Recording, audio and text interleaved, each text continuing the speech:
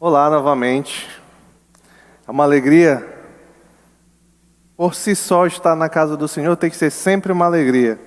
Hoje, particularmente, estou alegre por uma razão que se junta a esse fato.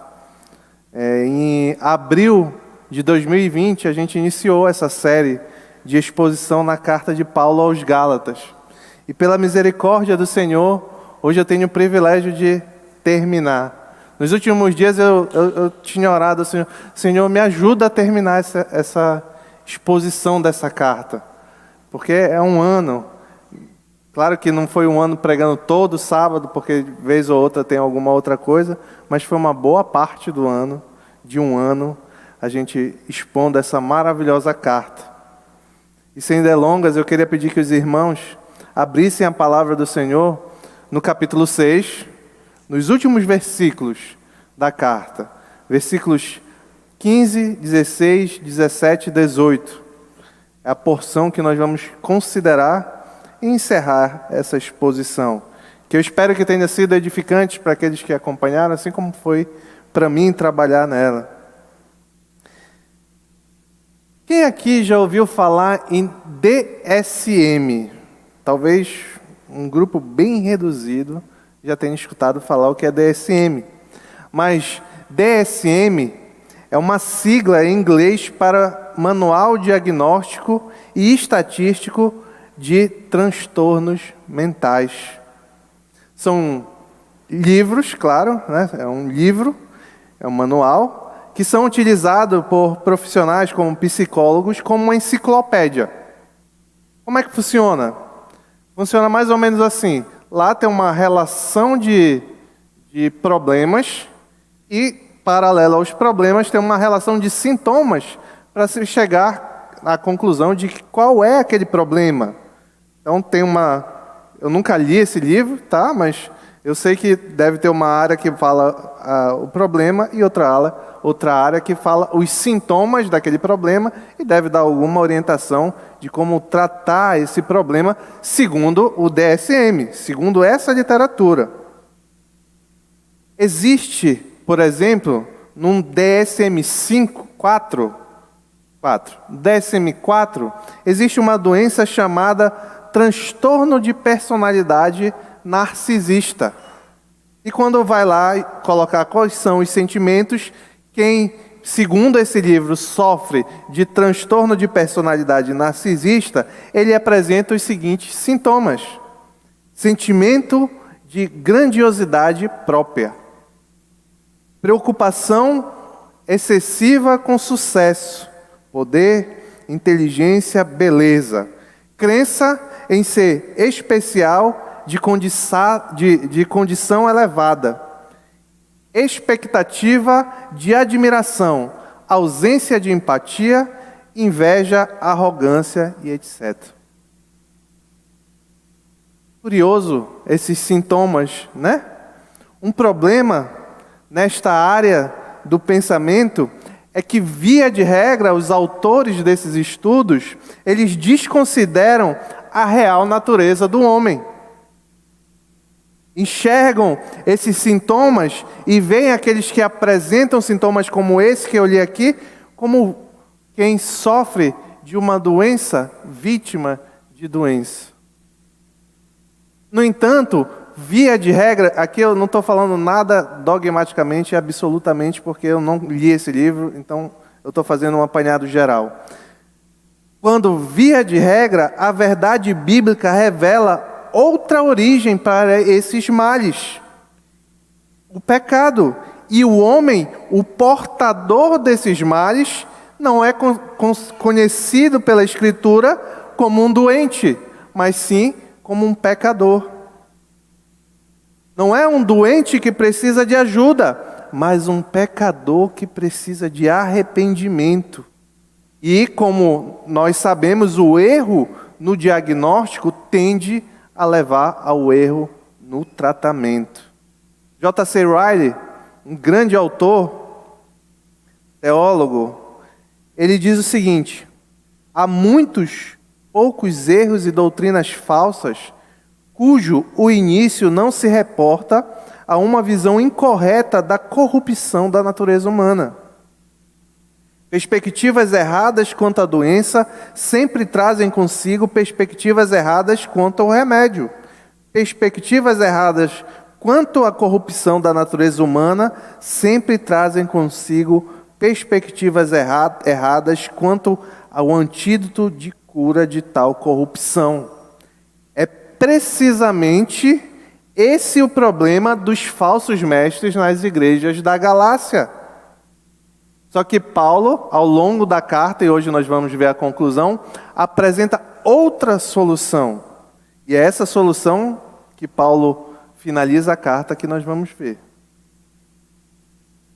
Então, finalmente, vamos ler o texto, Gálatas 6, versículos a partir do 15. De nada vale ser circuncidado ou não.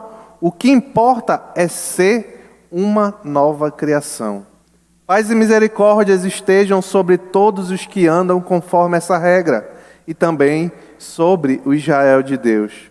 Sem mais, que ninguém me perturbe, pois trago em meu corpo as marcas de Jesus. Irmãos, que a graça do nosso Senhor Jesus Cristo seja com o espírito de vocês. Amém. Vamos orar ao Senhor. Pai querido, muito obrigado, Senhor, por essa carta revelada pelo apóstolo Paulo, pelo entendimento que ela pode nos trazer, Senhor. Muito obrigado pelo estudo dela na nossa igreja, Senhor, que nós tenhamos sido edificados nesse decorrer de um ano, Senhor. E nos ajuda, Pai, a ouvir mais de Ti agora na sua conclusão. É o que eu te peço, em nome de Jesus. Amém. Vimos domingo passado que Paulo, eu destaquei aqui domingo passado, que Paulo começou a escrever de próprio punho, a partir, mais precisamente, do versículo 11. Ele começou a escrever de próprios punhos e ele diz que passou a escrever em letras grandes para enfatizar os ensinos finais. Há uma discussão quanto a Paulo ter ou não ter problema de vista, mas independente disso, a intenção do apóstolo Paulo é ressaltar, é colocar como uma parte exaltada do texto esse trecho final. Por isso que ele usa essa técnica de escrever com letras grandes, como um negrito, como um sublinhado na nossa realidade, e lá você escrevia uma letra maior. Nesta sessão, a partir do versículo 11, vimos que Paulo vem apresentando de forma resumida, mas com grande foco, o ensino central da carta inteira. Nos versos 11 a 14, Paulo destacou o contraste entre os falsos mestres e o verdadeiro mestre, Paulo. Se você não esteve aqui ou então não acompanhou, acompanhe e veja depois no nosso canal do YouTube, porque é importante para entender a carta como um todo, observar que aqui Paulo tinha uma grande contenda contra falsos mestres. Hoje, Paulo vai finalizar revelando a importância e consequências para aqueles que foram transformados pelo Evangelho. E o primeiro ponto que eu queria destacar é que importa nascer de novo. Está lá no versículo 15. Pois nem a circuncisão é coisa alguma, nem a incircuncisão, mas o ser nova criatura. Esse versículo 15, à primeira vista, pode não parecer, mas ele contém um dos mais importantes ensinos de toda essa epístola, um verdadeiro extrato concentrado. Se pegasse a carta e espremesse aqui, sairia esse versículo. A circuncisão era o centro do problema que Paulo estava enfrentando com aquelas igrejas. Nós já vimos aqui, eu já repeti inúmeras vezes, que as cartas, epístolas, elas são feitas para a tratativa de algum problema. Não tem nenhuma carta que os autores bíblicos não estejam confrontando alguma dificuldade nas igrejas destinatárias. Gálatas não é diferente. E o grande problema ali com os falsos mestres é que foram invadindo os mestres nas igrejas na Galácia, que exigiam começaram a ensinar, dizendo que só a fé em Jesus Cristo não era o suficiente. Você tinha que ter fé em Cristo, mas precisava de algumas observâncias externas de rituais judaicos. Isso mesmo. O grande problema nas igrejas da Galácia é esse. Vocês não podem ser salvos somente por Cristo. Cristo é bom, salva, mas não sozinho. Vocês ainda precisam praticar alguns rituais judaicos. E por isso que a carta passa muito pela questão da circuncisão. Porque a circuncisão era um centro, era central na religiosidade judaica. E quando esses cristãos, mestres, que provavelmente, quase certamente, vieram do judaísmo, quiseram trazer algumas características do judaísmo para o cristianismo, a primeira coisa que deve ter vindo na cabeça deles é preciso se circuncidar. Isso a gente vai ver, inclusive, lá em Atos. Se eu não me engano, não está aqui, se eu não me engano, lá no capítulo 15, que tem uma contenda, e os apóstolos, a contenda se inicia quando surge uma dúvida no seio da igreja primitiva, se temos que circuncidar ou não, dentre outras coisas. E a igreja se reúne no que é conhecido como Concílio de Jerusalém, e ali se define que não é necessário mais fazer circuncisão. E anos depois, Paulo está enfrentando essa dificuldade lá nas igrejas da Galácia. E é interessante que tudo gira em torno da circuncisão, principalmente nesses casos, porque a circuncisão é algo visível. É algo que deixa marcas. Como nós vimos sábado passado, aqueles mestres poderiam se orgulhar de quantos e em quantos cristãos eles tinham influenciado a tomarem essa atitude. Mas o cristianismo o verdadeiro cristianismo é diferente, não depende de rituais nenhum. Por isso que Paulo diz, como vimos aí na parte A do versículo 15, pois nem a circuncisão é coisa alguma. O rito do judaísmo, aquele rito, não é nada para o cristianismo. O legalismo, as práticas da observação alimentares e de higiene, etc., também não é nada para o cristianismo. Rituais, e aqui já vai uma lição de cara para todos nós, rituais não salvam. Pode ser ritual judaico, ritual católico e ritual evangélico, não importa, não salva. E o texto diz logo na sequência, para de forma brilhante deixar mais claro que nada salva além de Jesus Cristo. Paulo diz que nem a circuncisão, nem a incircuncisão. Há quem se orgulhe em nossos tempos de falta de ritos. Não, eu gosto de não seguir rito nenhum. Eu gosto de não seguir regras nenhuma. De igreja muito comum, que é disseminado entre os jovens. Eu gosto de igreja que não tem regra nenhuma. Todo mundo faz o que bem entende. Só que o que o Paulo está dizendo aqui é que isso também não adianta de nada. E aqui é a parte linda. Esse versículo 15, assim como um outro que eu vou comentar aqui mais na frente, é um dos versículos meus favoritos de toda a carta. Porque aqui nessa parte é algo que só pode vir do Senhor. Paulo, ele está enfrentando qual é o problema? Da circuncisão. E por que ele não se restringe a atacar esse problema da circuncisão? Porque ele tem que falar que a incircuncisão também não serve de nada.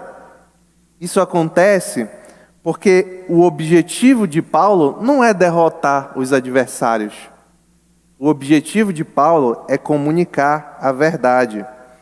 O fato é que o ato de ser circuncidado nada contribui para a salvação.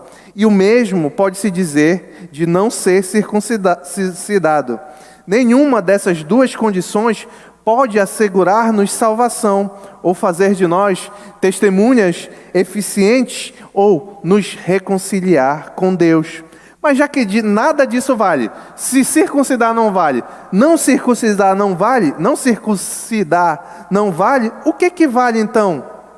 Aqui, o que vale é o que o apóstolo Paulo diz na sequência do versículo 15. O que importa é ser uma nova criação. Comentando esse assunto, John Stott diz: o que realmente importa não é se a pessoa foi circuncidada, até o final eu vou falar direito, se a pessoa foi circuncidada ou batizada, mas se ela nasceu de novo e se é agora uma nova criatura. Circuncisão e o batismo são coisas da carne, cerimônias externas, visíveis, realizadas por pessoas. A nova criação que gera um novo ser é um nascimento do Espírito, um milagre interior e invisível e realizado por Deus. O que tem de fato valor perante Deus é ser uma nova criatura que vem a ter uma vida transformada, uma vida de regeneração pelo Espírito Santo que leva a uma busca e uma caminhada em santidade. Jesus Cristo ensinou isso. Ele diz, ao conversar com Nicodemos, lá no Evangelho de João, capítulo 3, versículo 3, em resposta, Jesus declarou: digo-lhe a verdade, ninguém pode ver o reino de Deus se não nascer de novo. A gente sabe que Nicodemos ficou aqui um pouco desesperado quando ouviu isso e perguntou: como alguém pode nascer de novo sendo velho? É claro que não se pode entrar uma segunda vez no ventre de sua mãe e renascer. Aí Jesus responde: digo-lhe a verdade, ninguém pode entrar no reino de Deus se não nascer da água do Espírito. Então, o que importa nascer de novo é aquele que foi transformado pelo Espírito Santo de Deus. A obra de transformação do homem, ela não vem pela execução de atos e rituais. Nunca foi assim, nem no Antigo Testamento. Nunca. A transformação verdadeira do homem, a salvação, sempre veio pela fé. E a fé que só é possível para aqueles que foram regenerados pelo Espírito Santo. No Antigo Testamento, como nós vimos aqui na sequência desse ano, no Antigo Testamento eram aqueles que criam na promessa de Deus que viria o Messias. Como Moisés, Davi, José, eles foram salvos como? Porque eles foram bacanas, fizeram várias coisas que a gente lê na Escritura? Não, isso é legal que eles fizeram, mas não foi isso que trouxe salvação a eles. O que trouxe salvação a eles era a fé nas promessas de Deus. Mas a promessa de Deus se tornou homem, veio ao mundo e morreu na cruz para nos salvar. E a partir daí, somente a fé no cumprimento daquelas promessas, que é Jesus Cristo, é que é capaz de salvar o homem. O cristianismo verdadeiro, então, é o que transforma homens maus em homens bons, que transforma os escravos do pecado em filhos de Deus. O que o Evangelho mudou em vocês? O que a exposição dessa carta mudou na vida de vocês, aqueles que acompanharam? O Evangelho tem nos tornado pessoas transformadas. Quem anda ao nosso redor olha para nós e diz: não, peraí, esse aqui está diferente. Essa moça aqui tem alguma coisa estranha com ela. Ela não é igual. Eu queria que um exercício saudável era que depois nós tivéssemos a oportunidade de conversar com alguma pessoa, escolha alguém para conversar sobre o que eu era antes. Da transformação que eu afirmo hoje, que a obra do Espírito Santo fez em mim. E pior, um exercício também valoroso é você pensar um pouco o que você era mais atrás ainda, antes dessa transformação. Se eu pensar na minha vida, era terrível. Não vou falar que eu não quero escandalizar os irmãos. Se eu pensar em mim, era terrível. Agora, o problema não é as coisas terríveis que você já foi capaz de fazer, porque pela Escritura todos nós nascemos com uma habilidade extraordinária de fazer coisas terríveis. Mas o problema é se depois de afirmar que eu fui transformado, que eu creio em Jesus Cristo, se não mudou nada. Porque se isso acontece, provavelmente essa transformação que nós afirmamos que tenha ocorrido não é verdadeira. Esforço como bom caráter, boas obras, são muito boas. O nome já diz bom caráter, boas obras, é bom que se tenha, mas são inúteis para salvar o homem. Logo, a vida de santidade não é conseguida por observar qualquer ritual, mas por ceder à sua vontade, obedecer e confiar em Cristo. Isso é o Evangelho. Isso é o Evangelho. É muito triste quando nós vemos pessoas que se enganam, que dizem que são cristãs, mas quando você conversa, você não enxerga. Tanto Paulo como Tiago, botam muito a culpa em Tiago, mas tanto Paulo como Tiago são autores que dizem que a transformação do cristão, ela deve ser perceptível. E mais, se não quer ouvir Paulo nem Tiago, ouve, que são, na verdade, quando eles dizem, é o Espírito Santo, é uma tolice dizer que não quer ouvir Paulo nem Tiago, mas ouve Jesus Cristo, que disse que pelos frutos conhecereis. Eu acho até que vou ler esse texto aqui.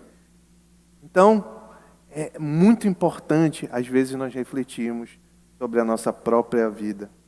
É pela fé viva que gera obras pelo amor que nós podemos perceber essa transformação.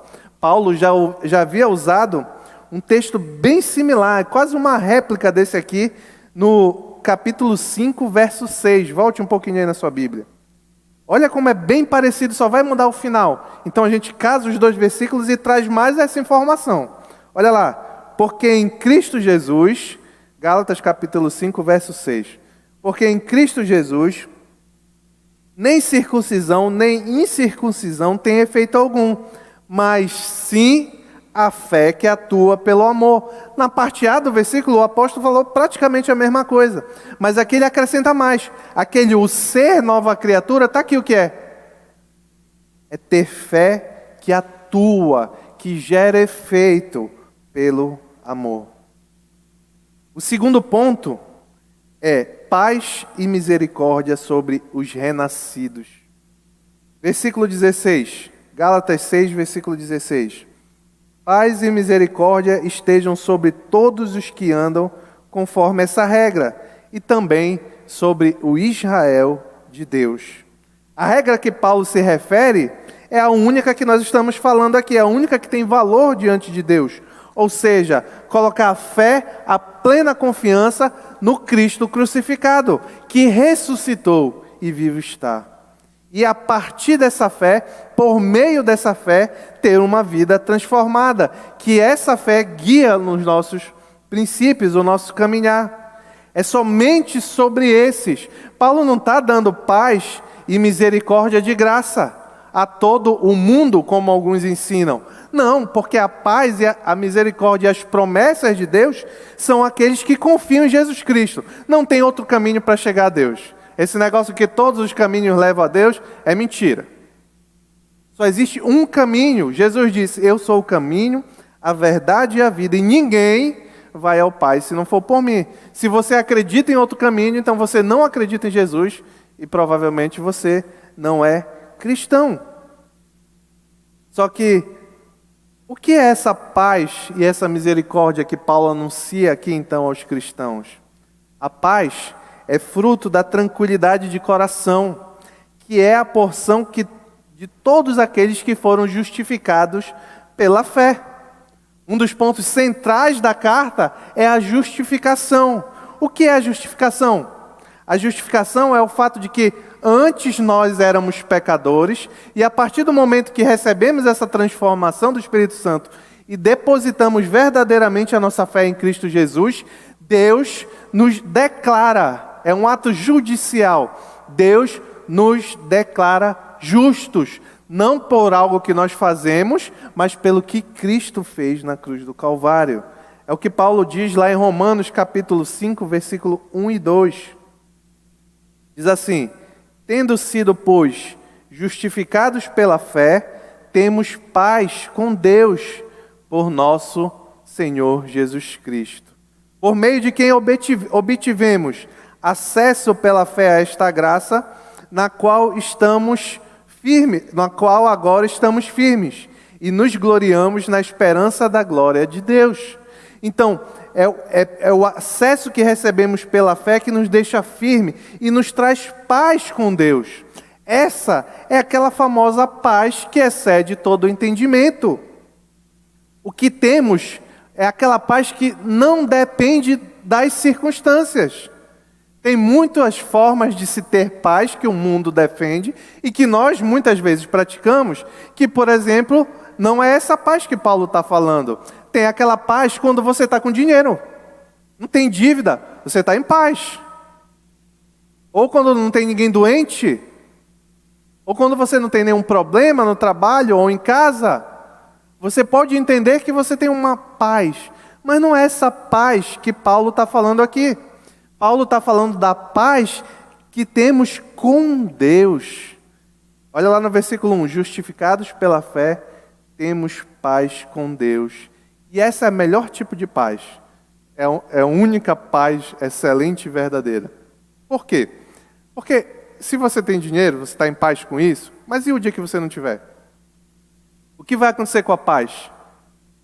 Você tem saúde e está em paz? E se um dia você não tiver, o que vai acontecer com a paz? Só que a paz em Deus, ela não depende de circunstâncias, porque Deus é o único, ontem, hoje e sempre será o mesmo. Se você deposita, e esse é o dever de todos nós caminharmos nessa direção, se nós depositamos a nossa paz em Deus, em Cristo Jesus, meu irmão, então não tem nada que tire essa paz do nosso coração. A segunda bênção que Paulo traz é a misericórdia. Ele diz: a paz é a misericórdia. E a misericórdia é o amor de Deus para com os pecadores, para com os desgraçados, para com os necessitados. Sabe quem são esses? Somos nós. Misericórdia é bondade e boa vontade ao miserável. É bondade ao aflito. De Deus para os homens é providência, é clemência em prover e oferecer aos homens salvação em Cristo. Por causa da misericórdia de Deus, esse atributo que faz parte do que Deus é que Ele envia Cristo. É por isso que Cristo veio à Terra. Se não fizesse parte de Deus a misericórdia, Cristo nunca teria vindo à Terra nos salvar. Paz, observem que paz e misericórdia andam juntos, são inseparáveis. Se a misericórdia de Deus não se manifesta na vida da pessoa, ou seja, ela não é transformada, não deposita a confiança em Jesus Cristo, jamais essa pessoa vai ter a verdadeira paz. E até aqui o texto é bem literal. Só que o entendimento do texto é bem literal. Mas na sequência, Paulo vai dizer uma frase, no mínimo, curiosa. Ele diz assim, uma sequência de frases. E também a paz e a misericórdia, aí ele vai finalizar a frase assim, e também sobre o Israel de Deus. O que Paulo está querendo dizer com isso? Será que se refere a uma bênção especial aos judeus? Judeu tem, os cristãos vão ter paz e misericórdia, mas aos judeus tem uma paz e misericórdia especial, diferenciada. Meu querido, não parece ser este o ensino da carta. Nós não podemos ler versículos isolados. O ensino da carta como um todo, Paulo caminha em direção oposta. Ele diz lá no Gálatas capítulo 3, versículo 26. Gálatas capítulo 3, versículo 26, ele diz: todos vocês são filhos de Deus mediante a fé em Cristo Jesus. Pois os que em Cristo foram batizados, de Cristo se revestiram. Aí olha aqui vai mostrar que não tem bênção especial para os judeus. Pois não há judeu nem grego, escravo nem livre, homem nem mulher, pois todos são um, aonde? Em Cristo Jesus. E se vocês são de Cristo, os que são de Cristo, eu parafraseando, esses é que são descendência de Abraão e herdeiros segundo a promessa. Não podemos entender agora então que Paulo no final da carta tira a caneta da mão, a pena da mão, sei lá o que era que Paulo usava, a pena da mão do auxiliar, e ele vai escrever uma coisa que é contrária ao que ele ensinou na carta toda. As bênçãos, não há bênçãos diferenciadas aos judeus, a regra é única. Eu acabei de falar do mediador, é apenas Cristo Jesus. E aí, como é que interpreta então esse texto? Esse texto deve ser interpretado à luz do contexto e a uma tradução melhor. O termo Israel de Deus, em harmonia com todo o ensino de Paulo, ele é melhor explicado com uma melhor tradução desse que, pelo menos na NVI, está assim, e também. Aqui, esse e também são duas palavras iguais, uma do lado da outra. Kai, kai. Não sei se fala assim, que eu também não sei grego. Então, tá lá, kai, kai. Só que essa expressão pode ser traduzida com a saber. E aí tudo vai fazer sentido. Vou parafrasear agora, alterando essa tradução. E tantos quantos andarem de acordo com esta regra, paz seja sobre eles e misericórdia, a saber, sobre o Israel de Deus. Logo, a bênção a quem Paulo chama o Israel de Deus é justamente a descendência de Abraão, os herdeiros da promessa, aqueles que têm fé em Cristo Jesus, ou seja, a igreja. É a igreja. Essa bênção que Paulo está dizendo é todo aqueles, quer seja judeu, quer seja gentil, que se gloria na cruz de Cristo, à semelhança de Paulo. É o que Paulo disse nos versículos, na mensagem passada, até o versículo 13, ele diz que ele se gloria na cruz de Cristo. Aqui tem muitas lições. Uma é que, se há esperança para nós, é fruto da misericórdia. Qual é a aplicação prática disso? Não sobra espaço nenhum para orgulho. Não se orgulhe de suas esmolas, de nossas esmolas, de bondade diante de um Deus que morreu para nos salvar. Ah, eu sirvo na igreja, eu sou fiel à minha esposa, eu sou jovem que estou me guardando, sou virgem até o casamento, eu venho aos cultos. Tudo o que nós podemos fazer, por mais que sejam coisas boas, eu só falei coisas boas aqui, por mais que sejam coisas boas, é insignificante perto do que Jesus Cristo fez por nós. E nós dependemos disso, e não do que nós fazemos. Nós fazemos em gratidão, é completamente diferente. A outra realidade que é a necessidade da misericórdia descortina é a nossa pecaminosidade. Gente, olha, vir aqui e falar de pecaminosidade, no nosso coração e na nossa cabeça, devia ser muito chovendo molhado. Basta nós analisarmos a nossa própria vida, que vai encontrar, sei lá, eu vou me arriscar aqui, que vai encontrar diariamente pecado. Não sei se você já conseguiu passar um dia sem nenhum pecado. Você pode até achar que passou, mas provavelmente você se engana, não maldosamente, mas é necessário entender a nossa pecaminosidade. Porque quanto mais entendemos a pecaminosidade e, consequentemente, qual é a nossa doença, é mais fácil perceber e buscar qual é o medicamento que pode nos curar. A solução é Jesus Cristo. Temos paz com Deus, apesar das circunstâncias, por causa de Jesus Cristo. O medo é o oposto da fé. Isso eu aprendi aqui na EBD. Nunca me esqueci dessa frase. O medo, aquele que não tem paz, é porque ele não está alimentando a sua fé. Porque o medo é o oposto da fé. Porque se nós crermos verdadeiramente, e isto estiver bem gravado no nosso coração e na nossa mente, o que nos aguarda, por que eu vou ter medo de alguma coisa? Eu tenho medo de várias coisas, eu tenho medo de avião, tenho medo de várias coisas. Mas isso é um alvo a ser vencido. É um alvo a ser vencido. Eu não tenho medo do avião, tenho medo de estar voando no avião, tá, gente? E a solução é sempre Cristo.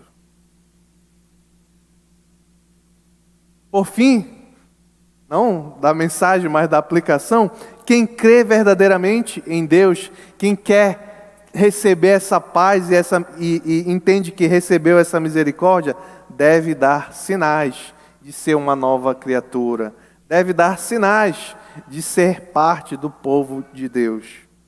O terceiro ponto é a graça para renascer. E está lá nos versículos 17 e 18, a parte final. Sem mais que ninguém me perturbe, pois trago no meu corpo as marcas de Jesus. Irmãos, que a graça do nosso Senhor Jesus Cristo seja com o espírito de vocês. Amém.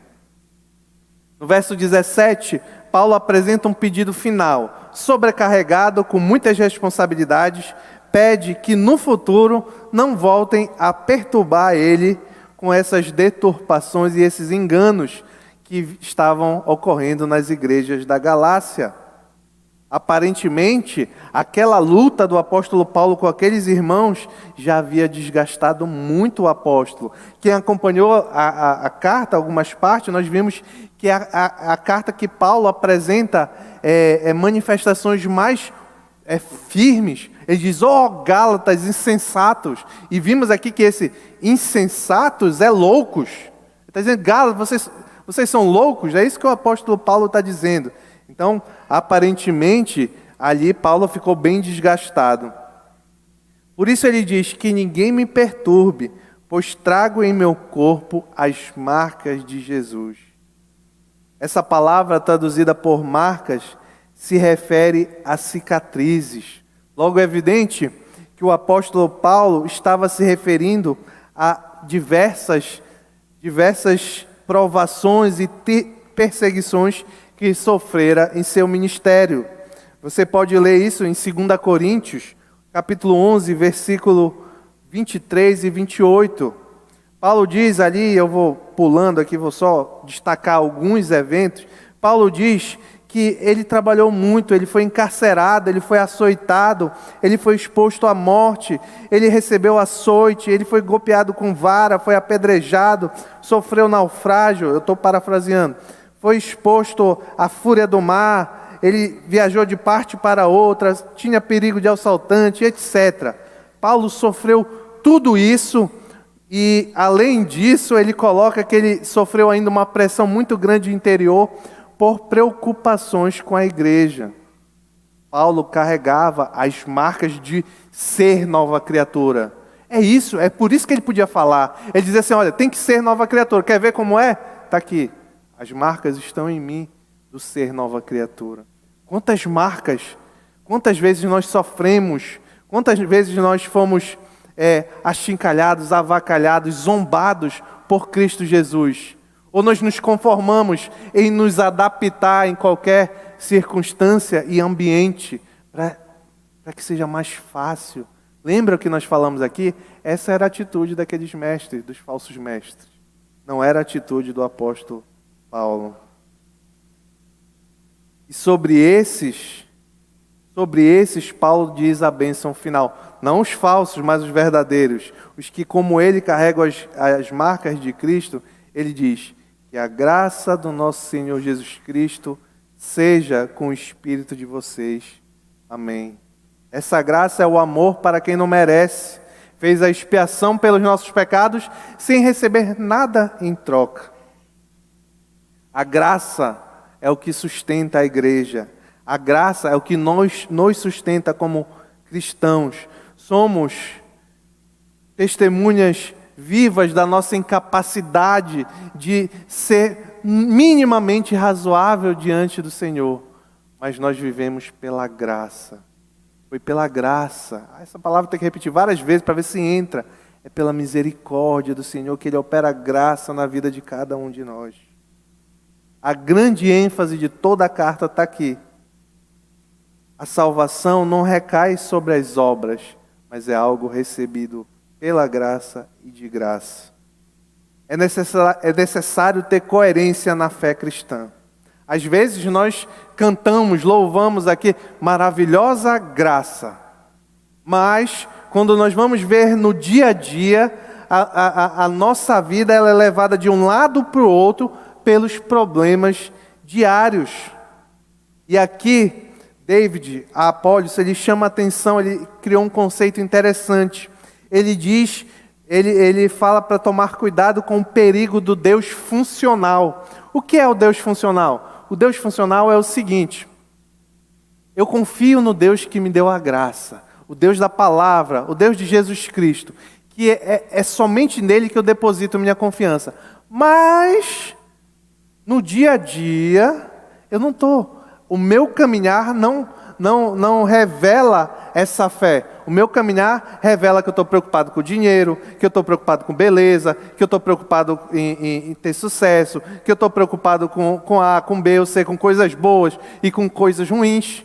Então, a confiança do que eu preciso não está no Deus da graça, está no Deus funcional. Voltando ao verso 18, veja como Paulo faz essa promessa. É interessante que ele diz que a graça de nosso Senhor Jesus Cristo. E Senhor Jesus Cristo, a gente já considerou aqui, mas eu vou passar brevemente. Quando Paulo diz Senhor Jesus Cristo, ele está dizendo muita coisa. Primeiro que a palavra Senhor do grego, ela define que Ele é o nosso proprietário. Jesus é aquele que nos governa. Não é aquele que a gente, não é o meu amigão, camarada, não é o meu, ô Jesus, meu chapa, não é esse não. É o Senhor.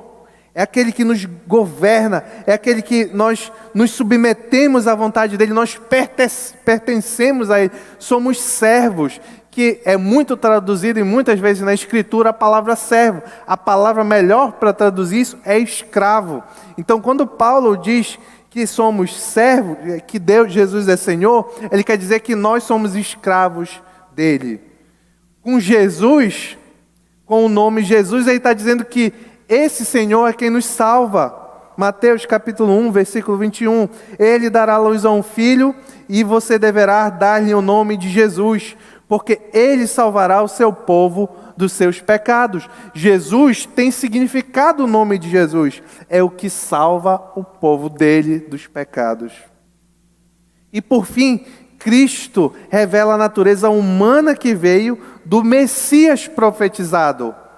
Cristo não é o sobrenome de Jesus. Não é Jesus Cristo, não sei das quantas, não é o nome dele. Cristo é a função recebida por Jesus, de Messias, o Cristo, o mediador entre o Deus e o seu povo, o nosso profeta, o nosso sumo sacerdote e o nosso eterno rei, o Messias. A fonte de toda essa bênção que nós falamos essa noite é Jesus Cristo. Que lições nós tiramos desse último ponto? A primeira, muito grave. Indivíduo, às vezes nós, e igrejas problemáticas, esquecem que a nossa conduta exige muito daqueles que lutam para corrigir nossos problemas. O grande apóstolo Paulo estava esgotado. Quem dirá homens que tentam minimamente seguir esse caminho. Uma vez, faz uns 4 anos mais ou menos, eu conversei com o pastor Raik e eu perguntei para ele: pastor, qual é o seu principal objetivo? Ele tinha acabado de, ele tinha acabado de entrar como pastor da igreja definitivamente. Aí eu perguntei, qual é o seu principal objetivo como pastor? O que o senhor quer que fique de legado do seu ministério? E ele disse: santidade. Santidade. Então, notem que é um homem que também luta contra pecados e tudo mais, que tem dedicado a vida dele para que a igreja, nós, andemos em santidade. Será que ele sofre quando ele descobre que nós caímos para cá, caímos para lá? Será que ele sofre com isso? Certamente. Se o próprio apóstolo Paulo sofreu, quem dirá ele? É muito importante nós pensarmos nessas coisas. É muito importante termos o conhecimento exato de quem é Jesus Cristo, nosso Senhor e Salvador. E por isso, andar em atitude de gratidão. Encerrando, o mundo oferece muitas curas para os nossos problemas, mas o único capaz de vencer o mais grave e o principal de todos, que é o pecado e a morte, é Jesus Cristo, é o Evangelho. Se você ainda não fez essa opção, e notem, não é você frequentar a igreja e dizer que fez. É se você ainda não enxerga na sua vida sinais de que você é uma nova criatura, é porque você está precisando crer no Evangelho. Porque o Evangelho deve nos transformar. É um Deus que morreu para salvar um ser insignificante. E isso deve nos transformar. Encerrando esta série, pela graça e misericórdia do Senhor, é com muita alegria que eu não poderia terminar de forma diferente. Vou repetir o apóstolo Paulo. Irmãos, que a graça de nosso Senhor Jesus Cristo seja com o espírito de vocês. Amém?